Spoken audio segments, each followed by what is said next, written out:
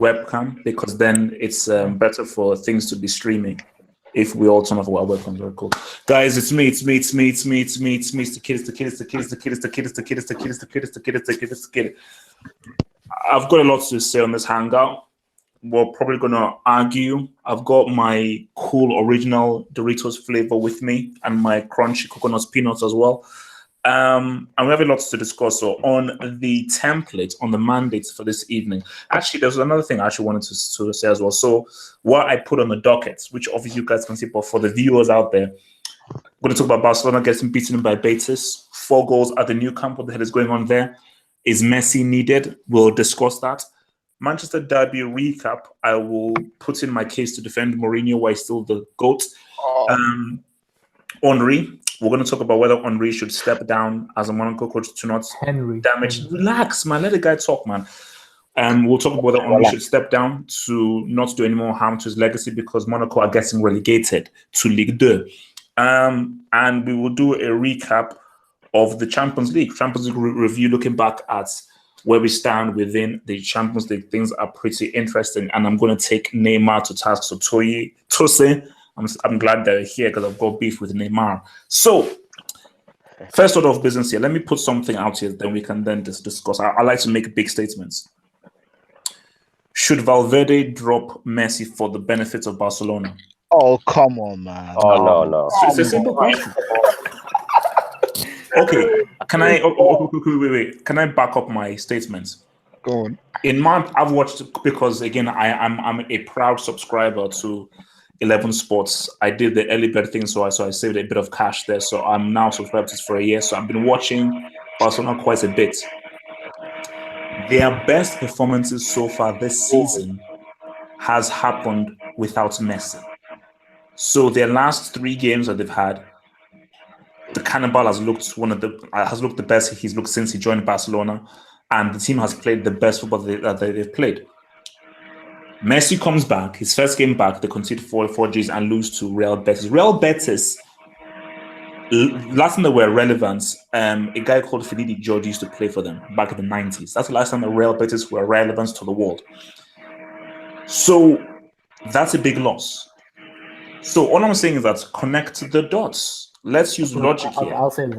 I think this shows that after Messi retires, Barca won't be in trouble. Because at the end of the day, Barcelona's system is the main reason for their domination. So, and Messi's just part of that system.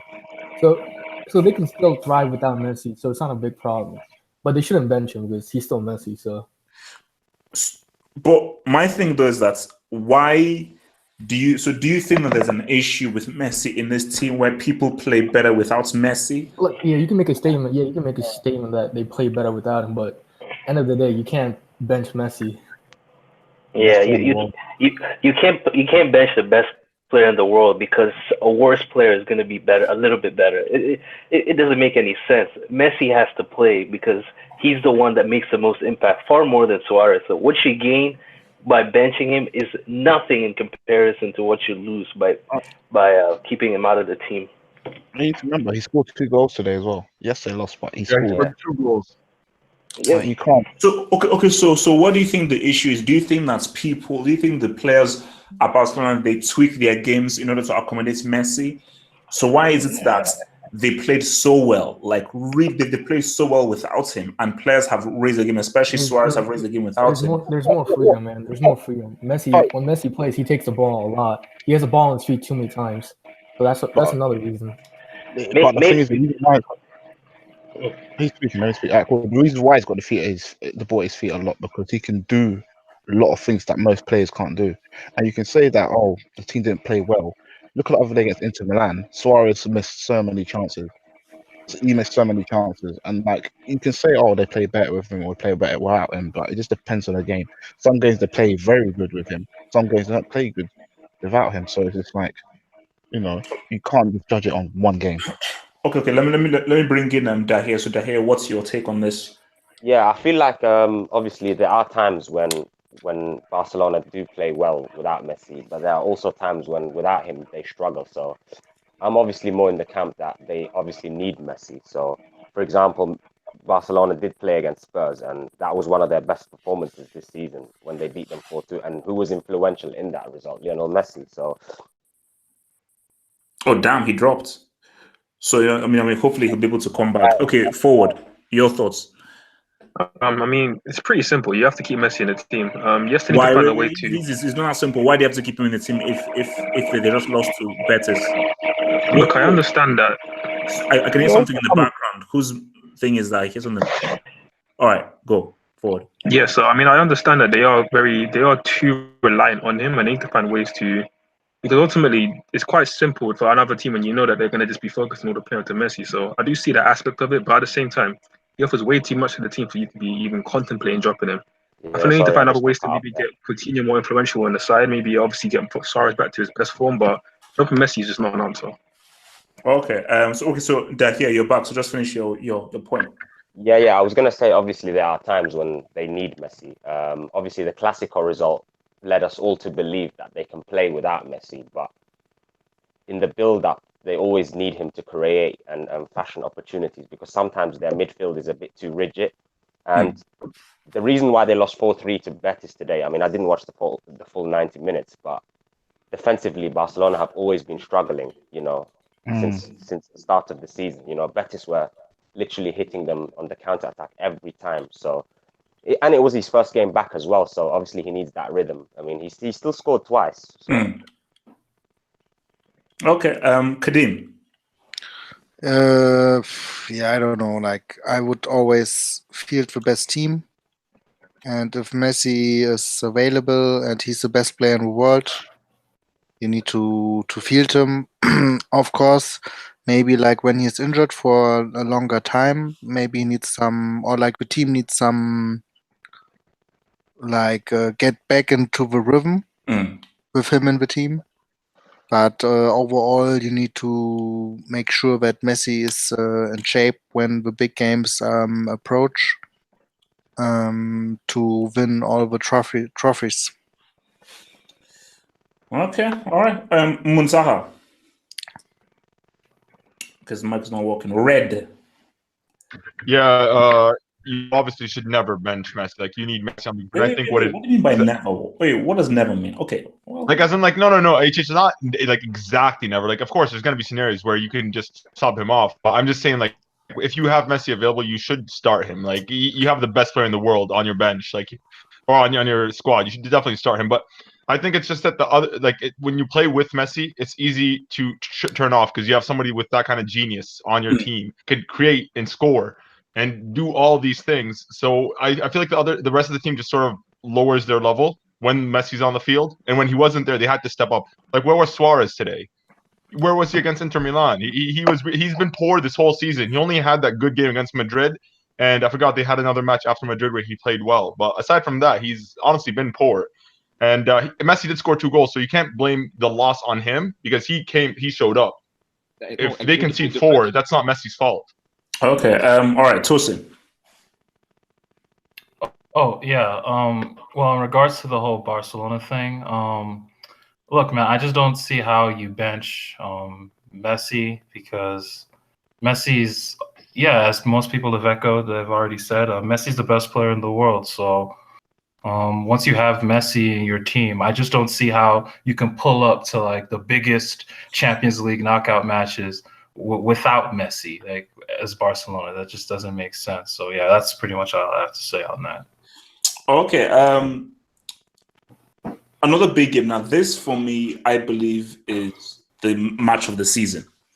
Bayern Munich against Dortmund, an absolutely amazing game. And for me, right now, it is right until something beats it. This is the best match of the season so far. An amazing game, quality game. I fear for Bayern Munich.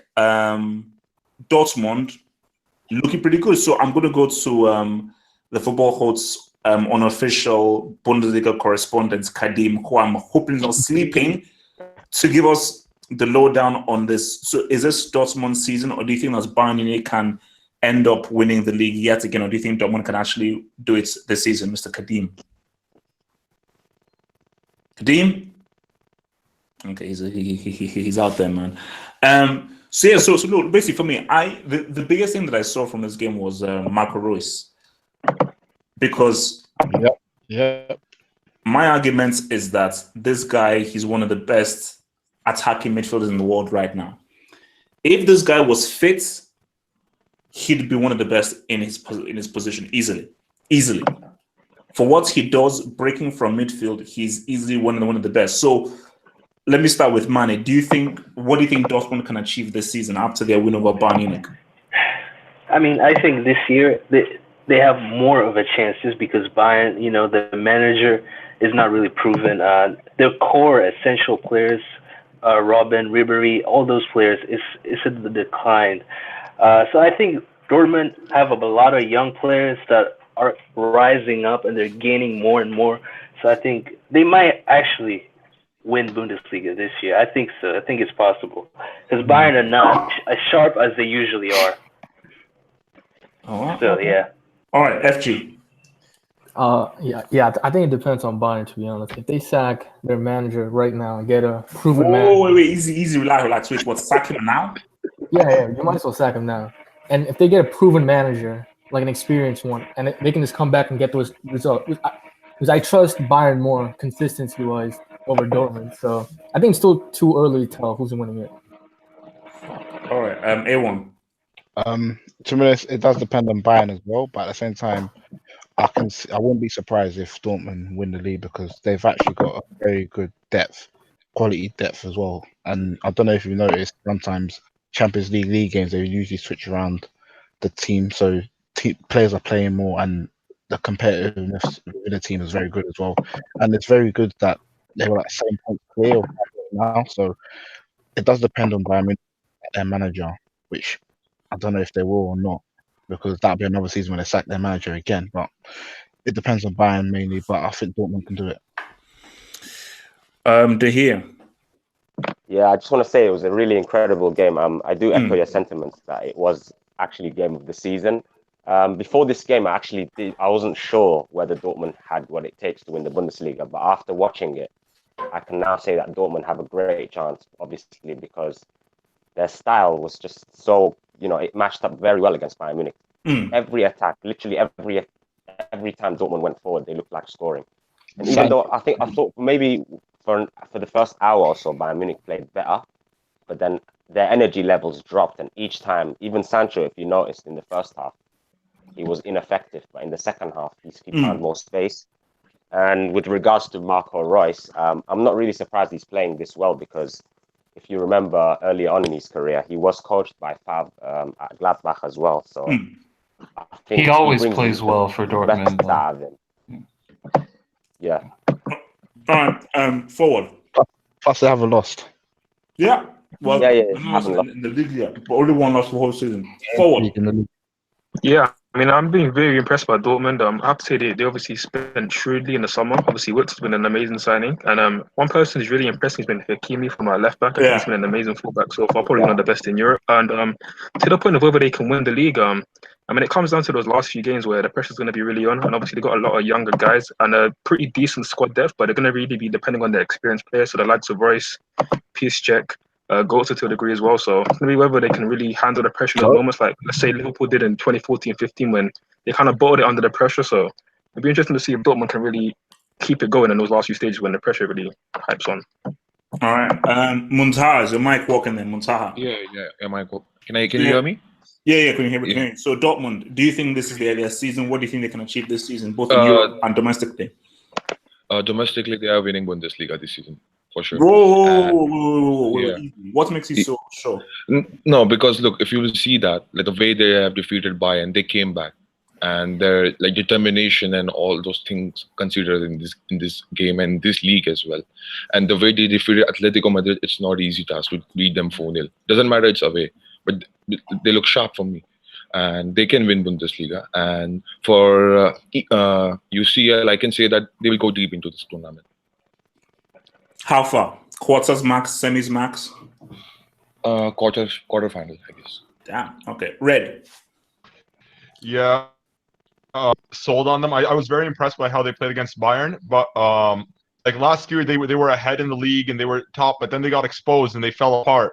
And plus, like long term, I Tuchel don't is think a, it's is gonna a look Greek, by the way, but that's the reason. No, it wasn't Yeah, Tuchel, man. no, Tuchel, I agree, but like, but still, like, I do want to wait like a bit more before I'm 100% gonna say like, oh, they're favorites to win the league, because I feel like Bayern are still within reaching distance. And also long term, it's not gonna look good for them because Paco Alcácer is only a low knee. Ashraf Hakimi is only a low knee. Like those players are gonna be back to Barca and Real Madrid by next season. So they definitely, and even like Jadon Sancho, like how long till like another big club from England comes and just knocks on the door and gets him back? So if they can keep the squad together, I feel like long term this team can achieve some great things. Like they look really good. Like Marco Reus has been incredible. The past, actually last month, wasn't he Bundesliga Player of the Month? Like so yeah, like they look good, but I'm not ready to say that they're gonna win the league yet. I still feel like it's Bayern's to lose. Yeah. Okay, Tosin. Oh yeah, yeah. Dortmund. From just judging from the game yesterday, Dortmund. Just like everyone said, I really enjoyed how Dortmund played. Dortmund, in a sense, I also want to just talk a bit about Bayern, also because that offensive positioning and they didn't even learn in the second half. Like at least from the first, because if you look at Real Madrid and Barca, Bayern is still trying to be like Real Madrid and Barca, where they have like this 3-player axis with 2 center backs and then your DM, and they're in charge of covering all that space while your fullbacks just go gung ho, pretty much. And you had Joshua Kimmich and all these players just playing so high up, and you have Royce and Götze 2v2s. Like they're just lucky that Götze is above these days, because Götze should be working in a bakery shop. Like, no, he shouldn't be in a football. No, it's I mean, he's done, which is a shame because he had so much potential, but he's done. Yeah, and but yeah, Jadon Sancho. I just want to highlight that player. I just want to give him props because I was clowning him. I was clowning him all first half. Like he looked like he didn't belong. Ribery got the better of him, especially down that flank. And then Piszczek in the second half, he just became a man. And him along with Witsel, and it's just with their authority over the game, they were able to incorporate others into the game, and that's how players like Sancho and then Royce, they all just got more comfortable. I just want to add, Weigl was also struggling in the game. So Favre, as soon as he brought on Dahoud, there was more intensity to Dortmund. That dude is bloody good, man. Dahoud, man. That guy is good. Yeah. No, look, man. I mean, basically for me, I just think that it is great for the Bundesliga because again, I think Bayern are 3rd or 4th. So I think is it mentioned Gladbach second? Fifth. Let me check. Gladbach. Gladbach are second, and I think Leipzig good from Gladbach is the top scorer. So basically, Bundesliga is really exciting now because I'm looking at that Bayern team, and as Tosi was saying, man, and that team has issues. And for me, you can't put the blame on Niko Kovac because how are you Bayern Munich but you're afraid to spend money? How do you go through a summer without one marquee signing?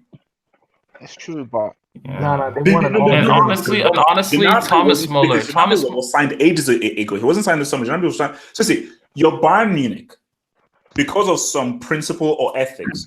You refuse to spend big money, even if this is a modern football. This is how it works. You have to spend big money. So because you're with your principles, you're not going to spend big money. And Ribery, who is turning 75 next week, is starting games like this. That's crazy. Yeah, James. I felt James should have started. Come on.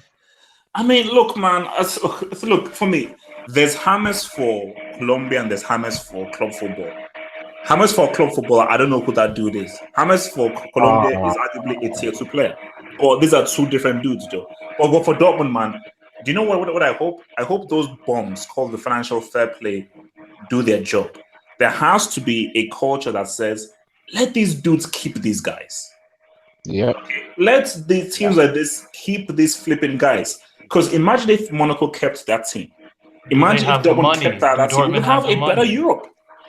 Do they have the funds though? Do they have Dortmund? Look, if you're Sancho, like for example, and you're 18, come on. Like let's say he's making 40 grand every match day, and he could make 80 grand at the next club. Like of course he's gonna go. Okay, especially by being promised. Okay, wait, Tosin, let me ask you this. Let me ask you this. It's 80 grand. You hold the bench for Man City. You play maybe 3 games a season. 40 grand. You're playing every single game for a Dortmund. Which do you choose? Or 60 grand. It depends how good he develops into, though, because I don't know. No, you should take the weak play. Like, because like you can either chase the money and be like, hey man, let me just make this an easy check to make. It's easy for you guys to say that in y'all's positions. No, but that's what's happened at clubs like Chelsea, where that's the reason why we've seen so many of their players who are not getting, who are signing big contracts, getting money, and getting loaned out. Yeah, hello. Yeah. We can hear you. Go. Yeah. You have to choose game time over over money, because you're not really remembered, or like your job is to play football, not to sit on the bench and earn money. That's the whole problem. That's the whole thing, isn't it? So there's no point in you saying that you're gonna sit on the bench and earn money. No, but I also added like the caveat of also being promised a particular amount of game time. Like the agent's no dummy. The agent's gonna talk about that as well with the club. Like, yeah, of course, it's not just that. You know? No.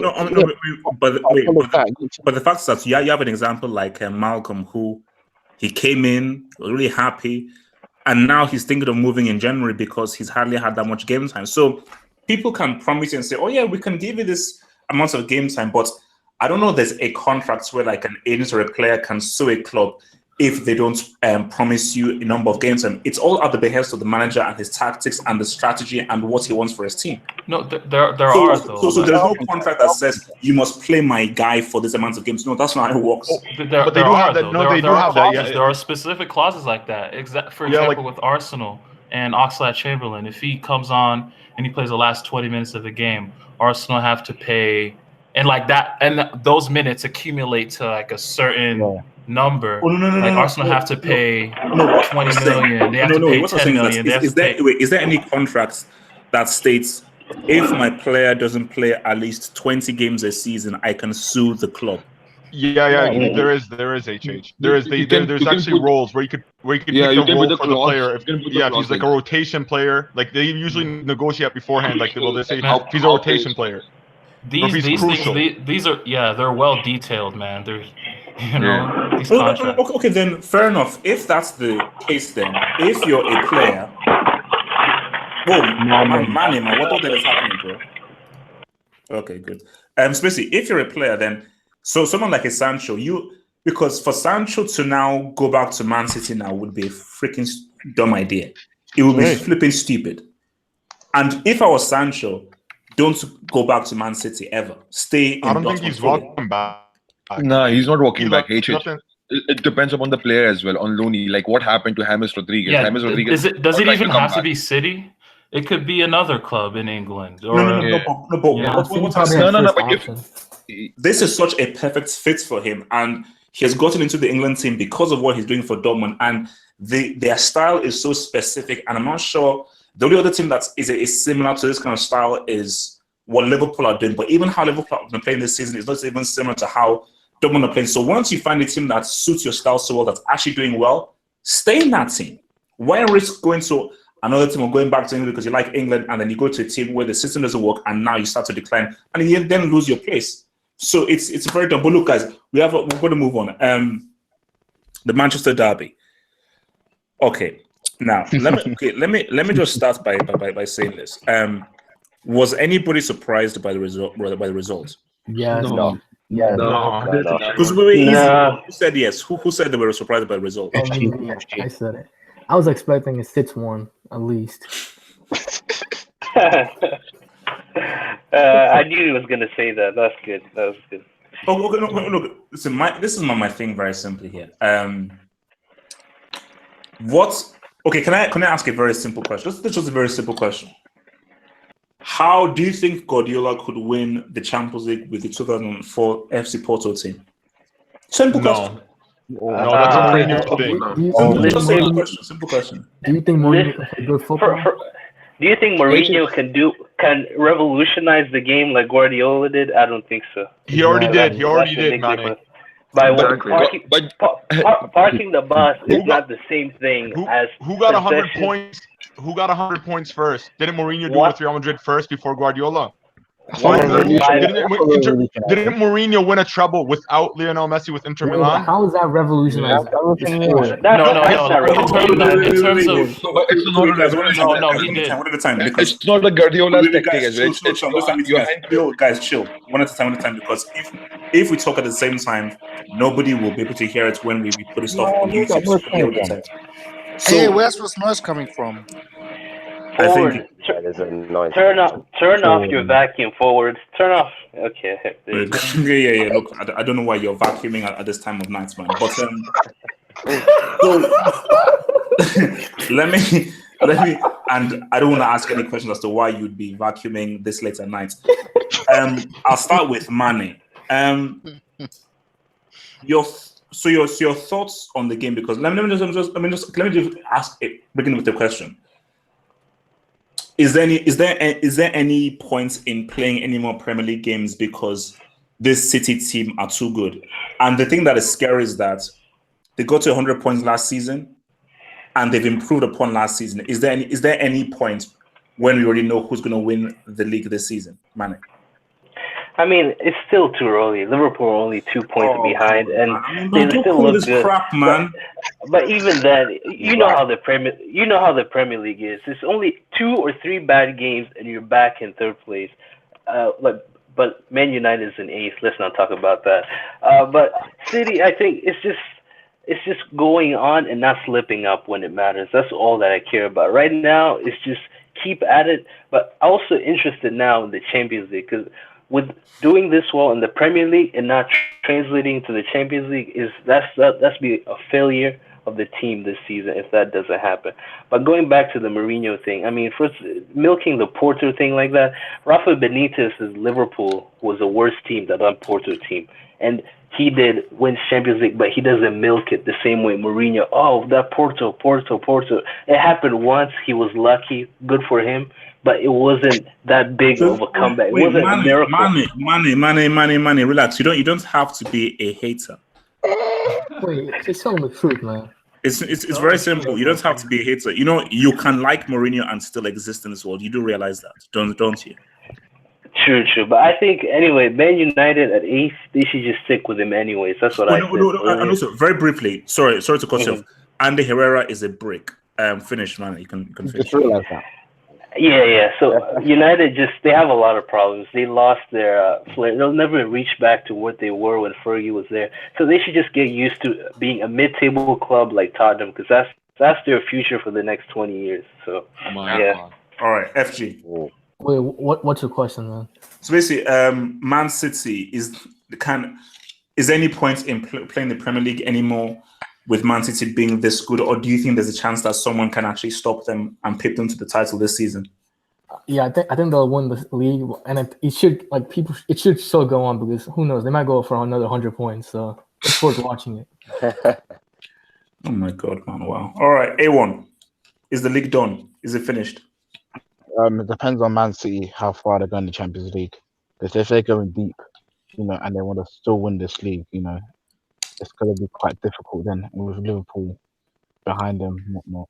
No, but can't you say the same thing for Liverpool? If they go far in the Champions League. No, they don't win it. Liverpool ain't winning. But, I can see them putting up it's going to be difficult for us if we drop into the Europa League, I must say.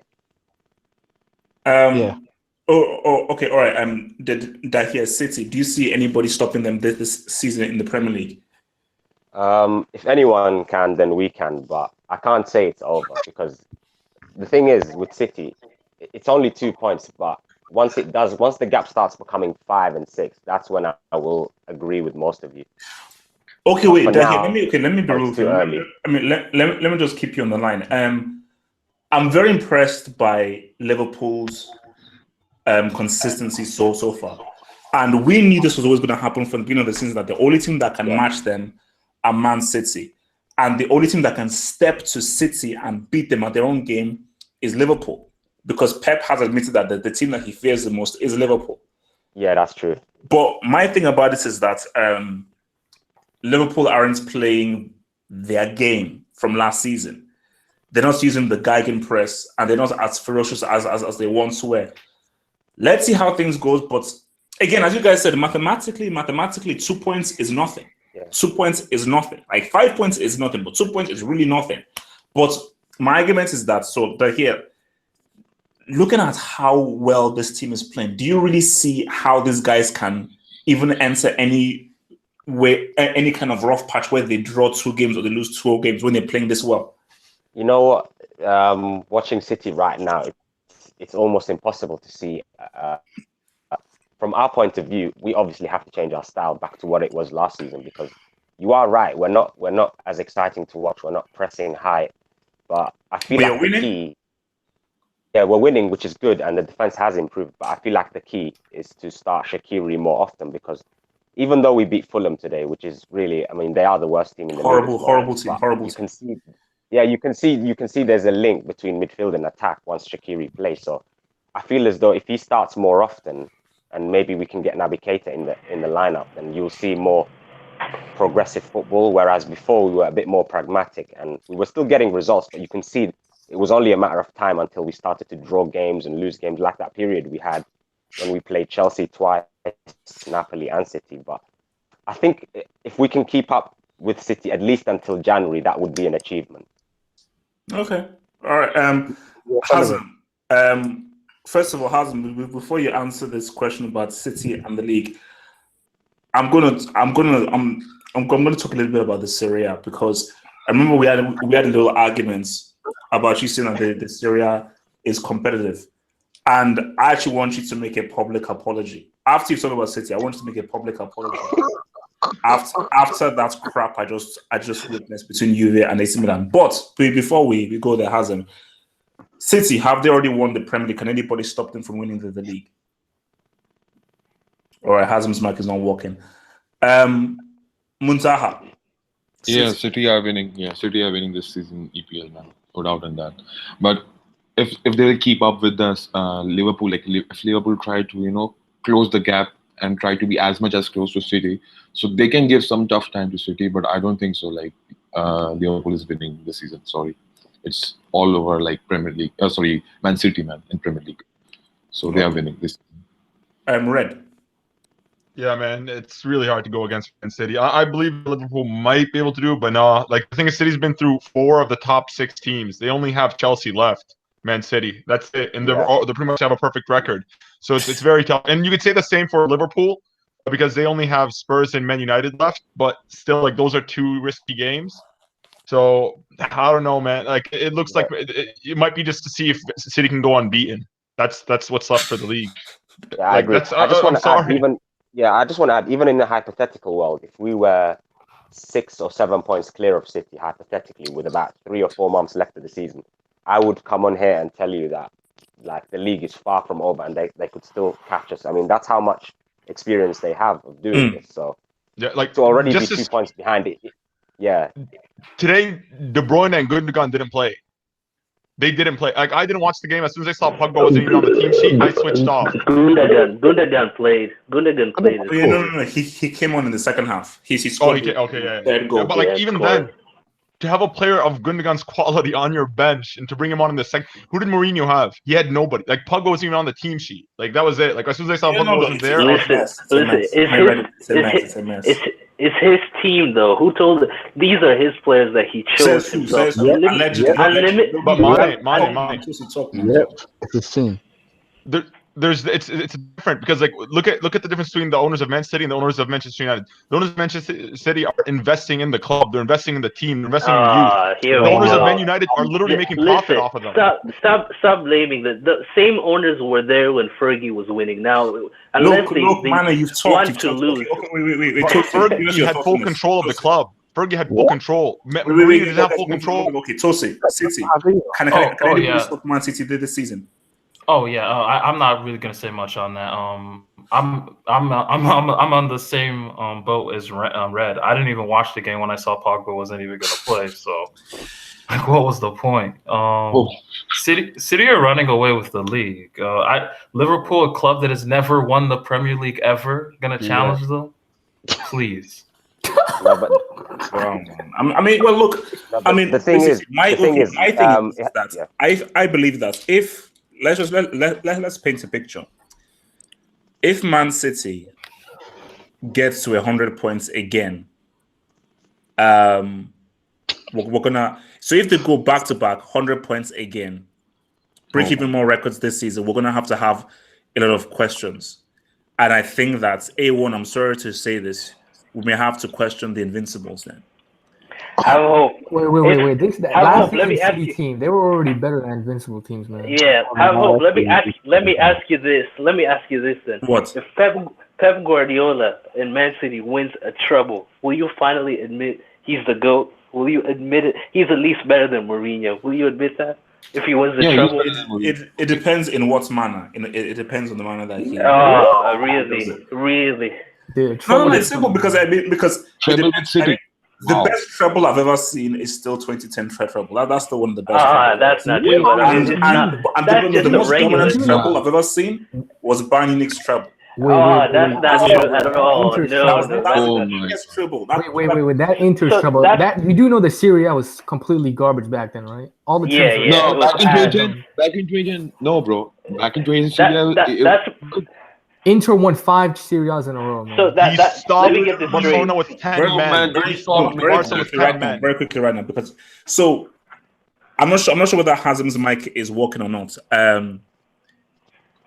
Because he was talking about how the Serie A is competitive. No, he has some points. Yeah, he said to me. Can I say to him? Go for it. So his point is like. City have lost.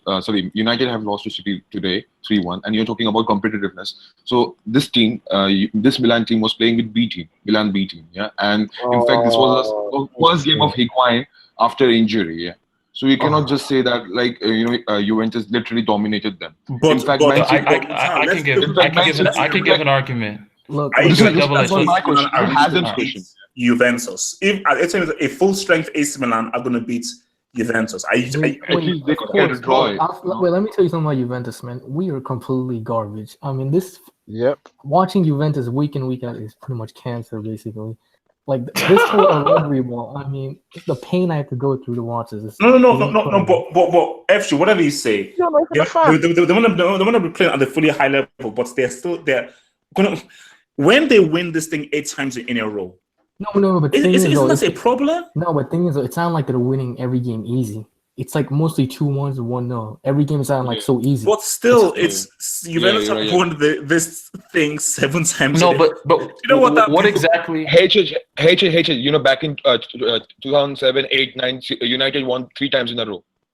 So you can at that time you are saying to me that Premier League is more than 3. Last I checked. No, but it's a shame for a Premier League, bro. It's a shame for a Premier League. Okay, wait. Do you characterize competition by the amount of times a team is winning the league straight, or title races themselves, like a real title race from beginning to end? Last season. There was a title race. There was a title race in Serie A last season. I haven't seen a title race in No, wait. Let me speak. I haven't seen a title race in the Premier League since 2014. Yes, you're right. 2014. That's 4 years. Yes, you're right. 4 years. You're right. And this season, wait. Let me just say one thing. Let me say 2 things. This season, I saw a stat. It said that out of 117 possible points, okay, I've told this stat to A1 like 10,000 times, so he's gonna be mad at me saying it, but it says that out of 117 possible points against the top 5, the bottom 15 Premier League teams have amassed, guess how many? 6. And y'all trying to tell me the league competitive right now? Dude, 3 teams are undefeated. 3 teams are undefeated in the Premier League right now. Tosin. Like, these are questions we got to start asking. We got to start asking these questions. Okay, let me answer that. Wait, one at a time. Okay, I'll go to first Mane, then Montaha. Mane. Okay, first of all, to make something a race, the other person has to be capable of winning it. So you can't say there's a title race in Ligue 1 when PSG have won it the past 10 times. Where are you talking about Ligue 1? What are you talking about? Wait, Manny, just address the question of the Premier League being competitive. Okay, let me not talk about the irrelevant league. But the Premier League being competitive, there's no league in the world where all the teams in every game 20th team and a 15th team like Wolves, Arsenal. Those teams are far ahead in the table. I mean, far separated in the table. But the game is still competitive. You never know what you're gonna get in every game. And no other league has that. Watch Serie A, Bane. You never watch Serie A. Watch La Liga, bro. Let me just sum it up this way. There's the reason why the Premier League makes the most money, the most drama, the most entertainment, the best football in the world. And it's simple, really. It's only you that are fanboys of peculiar leagues elsewhere that think you somehow trying to compare. La Liga dominating Champions League and whole Europe from last. No one watches. Come on, man, you don't know what you're talking, bro. You don't know what you're talking, man. Do you know that La Liga has 7 years? They are dominating. Okay, let me finish. One more statement. Statement.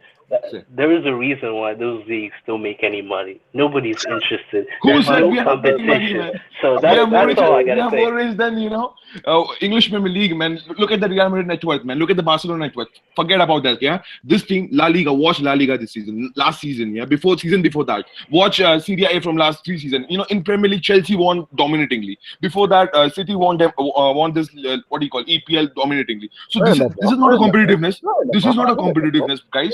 Come on, man. For me, competitiveness is like there should be a minimum difference between the first team and the second or third team, yeah. And look this season, La Liga and Serie A. And last year, Serie A was the last league to wrap up last year. Like, it was the last. It was. The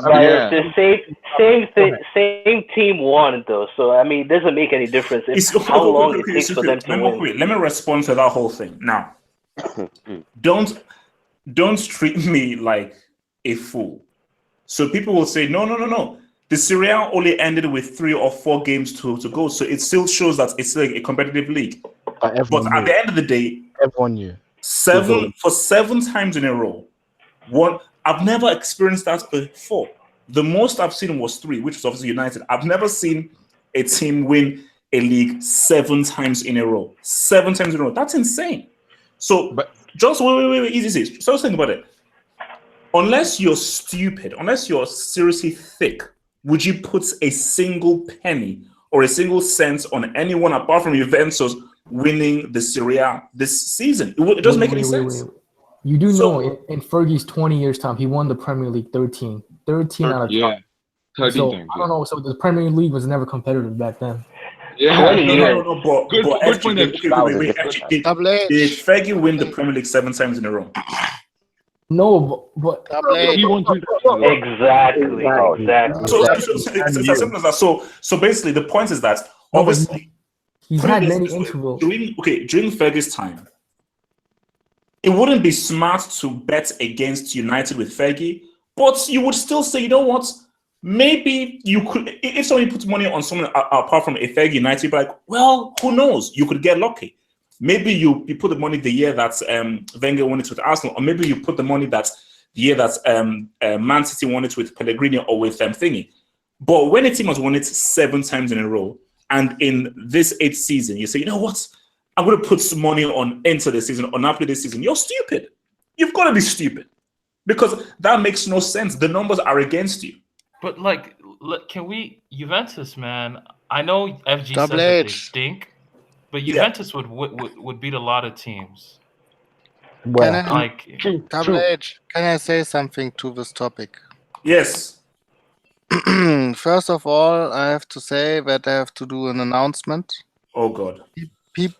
People were coming to me and telling me that I should absolutely join the Hangout today. And I must say, I'm sorry that I wasn't available in recent weeks. And I was not able to defend the Bundesliga like I should have. I'm really sorry. The floor is yours. The floor is yours, man. Normally I would pull off a fight. Yeah, but I kept quiet. I didn't say anything about this atrocious bullshit from various Bundesliga haters and Premier League fanboys. And today, I hope we can all agree that the Premier League is finished. It's over. Yes. There's no competition, and I said so already before the season. True. And it will be like this up until Pep Guardiola leaves Manchester City. Big facts. In response to that, just very quickly, like the two leagues you should be watching right now for excitement and competitiveness, as in who could win, Bundesliga and La Liga. Yeah. Because you go into that Bundesliga season, yes, Dortmund may be unbeaten, but that is still a very young, inexperienced team where I'm not going to put money on this guy being consistent from now until the end of the season. And Bayern Munich look very old and disjointed. So anything could happen there. With regards to the La Liga, that defense is trash. And to concede 4 goals and to lose to Leganes, all of those are behind Barcelona. So within that league, who knows? And the thing with Syria is that they've got flipping Cristiano. They've got a bloody goal-scoring machine. So I don't see how you say, oh my gosh, Napoli, AC Milan have a chance. No, like people can say it was AC Milan's B team, and this is what I was trying to explain to Hazen. I grew up with AC Milan having guys like George Weah, Seedorf, Nesta, Maldini. Who the hell is Suso? He's a good player. He's good player. He's a very good player. He's good player, man. He's good player. Really, he's making difference. You know, today he was like taking shots and dribbling. Sorry. This isn't like he's good player, man. Nah, man. Like those guys, I'm sorry, they're trash. They're like, see, I give full credit to Gattuso because what Gattuso has done is amazing. He has done an amazing managerial job because AC Milan are now ahead of Roma, but it's not amazing, man. It's not Gattuso doesn't have one. Was a good player before Gattuso came. Not one. And not only like 8 of their players were injured though. It's not like 1 or 2. It was 8. 8 of their like top players have been injured from their team. And my point is this: even if they had a full strength team, they would still have lost to Juventus. Because I disagree. They could have easily got draw. Trust me. Like honestly, if Higuain scored that penalty. Yeah, like if Higuain scored, like it was close. It wasn't that one-sided. It wasn't a like convincing win by Juventus by any means. But that's the thing. Juventus in the league, like I remember I used to watch them a lot during the Sarri years, and every Napoli Juve game would go 65 minutes, Napoli on top, then 76 minute Juve score some fluke, and then they just ride that out to the end. Or either that or they win 2-1. That's just how Juve play. He put it perfectly. He put it perfectly because people say, "Oh, no, it was close." No, like I've been like that is just how Juventus aren't like a Barcelona who will completely outplay you off park or like a Man City. They'll just win. They'll get the goal. No, but that's and just come off the pitch. It may look ugly, they may not be beaten, but they will just say, "What do we have to do to make sure we score at this point, win, and we leave?" So for me, look, I say like the Syria back in the 90s, early 2000s, for me, was one of the best leagues you could ever watch. For tactics, individuals, stars, it was dynamite. The Serie A, I'm sorry, like it has fallen. Like there is still quality there. Like Inter Milan, Roma, these guys, they still have some quality guys. But it's not top quality. No. It's not. Yeah. No, it's like when you look at when you look at like Bayern Dortmund, I'm not sure you can get a game of that quality in Syria because that was a high quality game. What about last season? Juve Napoli, Juve Inter. I mean, those were the best games last season.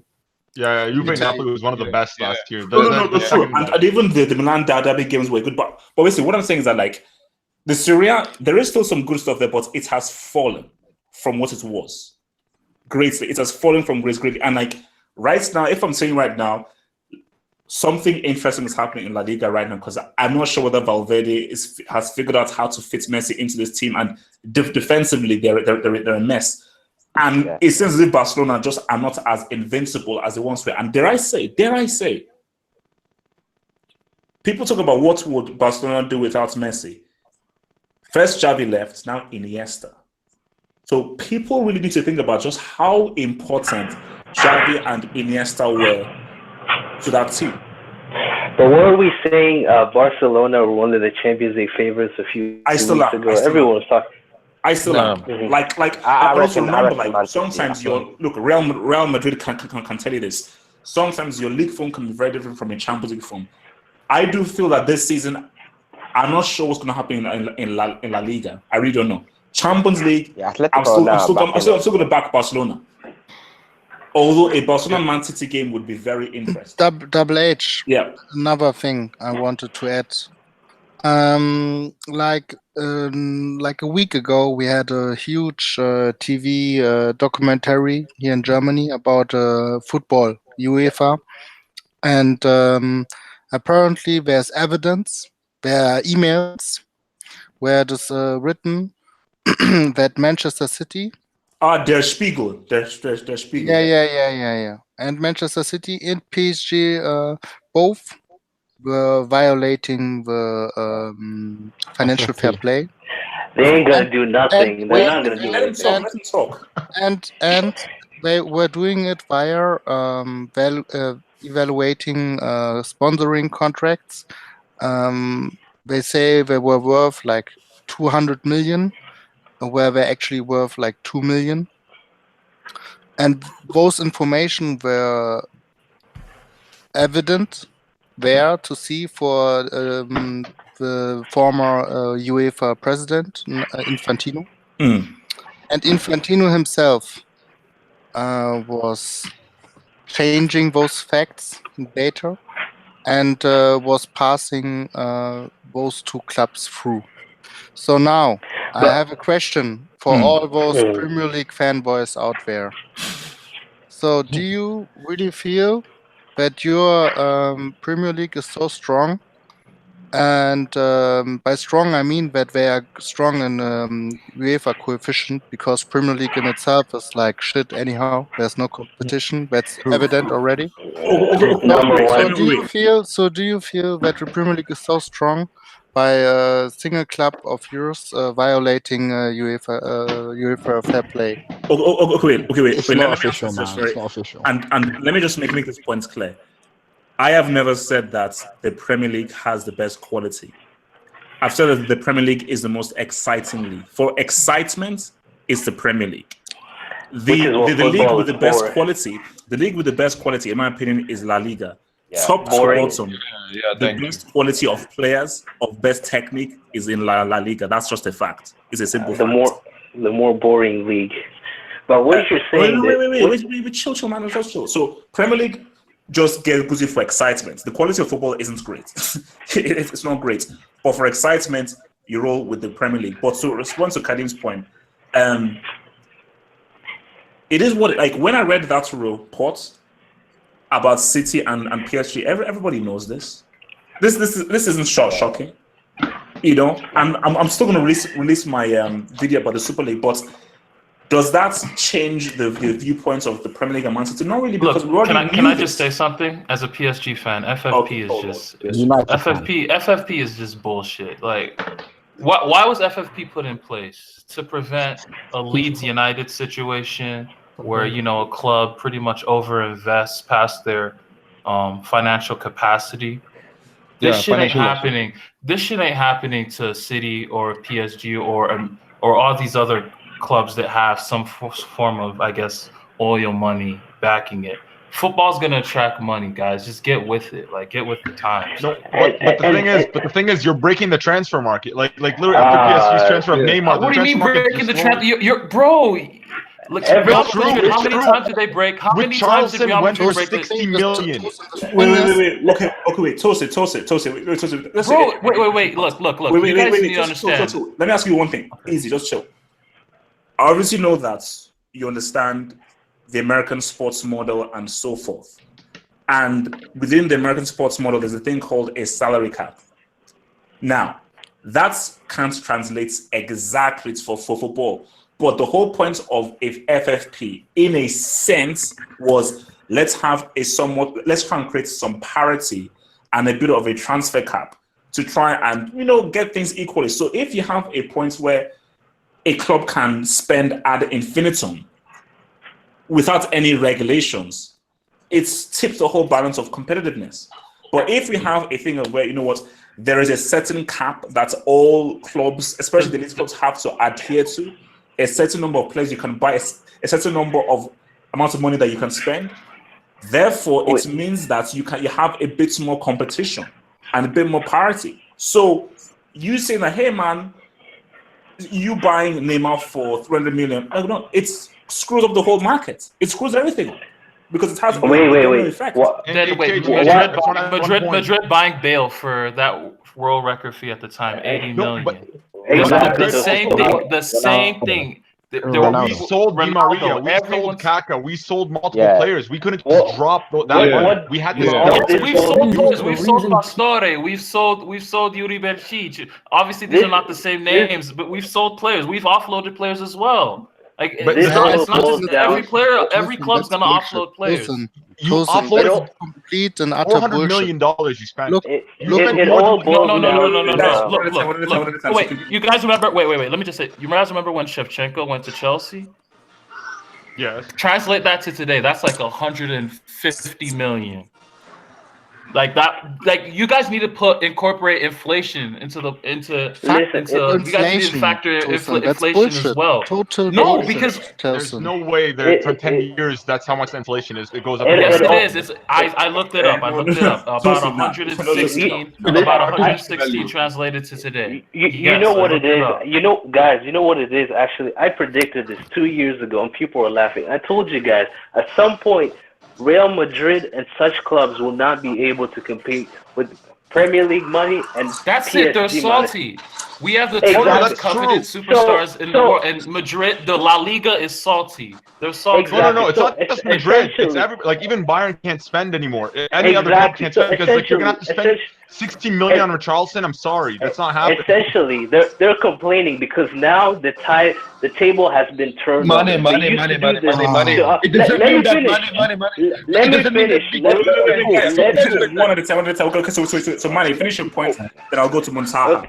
Okay, so the tables have been turned against them. Real Madrid used to do this all the time to other clubs, just go out and buy their best player whenever they feel like it. But now they can't compete with Premier League clubs because of the TV money, and now Bayern as well.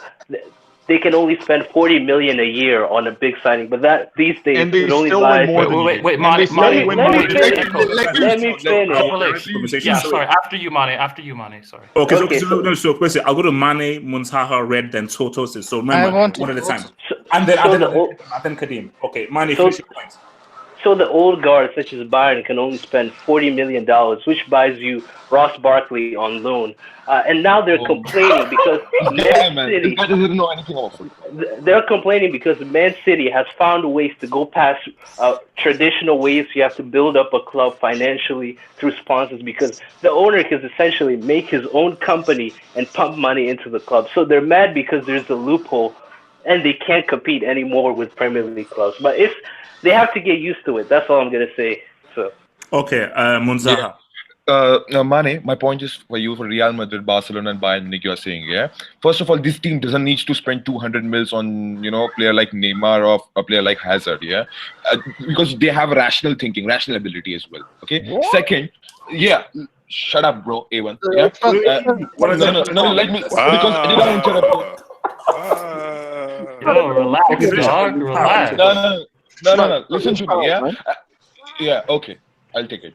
Then what I'm trying to say is, like, this City team, okay, they're spending, and I don't have any problem with them, yeah? But, like, they have a project plan. For 10 years, they will spend. What we did at the time of Galacticos, we spent for 5 years. And after that, we didn't spend. So, this is the face of every team, yeah? And for spending now 300 millions, Barca spent 300 millions last season, yeah? So, it doesn't mean that Barcelona doesn't have money. No, they have money, man. But it's like, on what player and what way you will spend. That's my point. All right, Red. Yeah. It's just that the market's now way mediocre players are going for 16-50 mil now because that's how much their clubs are. Their clubs aren't going to let them go for any less because clubs like Man City, PSG, they buy all these players and make them more expensive. Like Danilo is not going for 50 mil for any other team. You guys bought Danilo from us for 50 mil.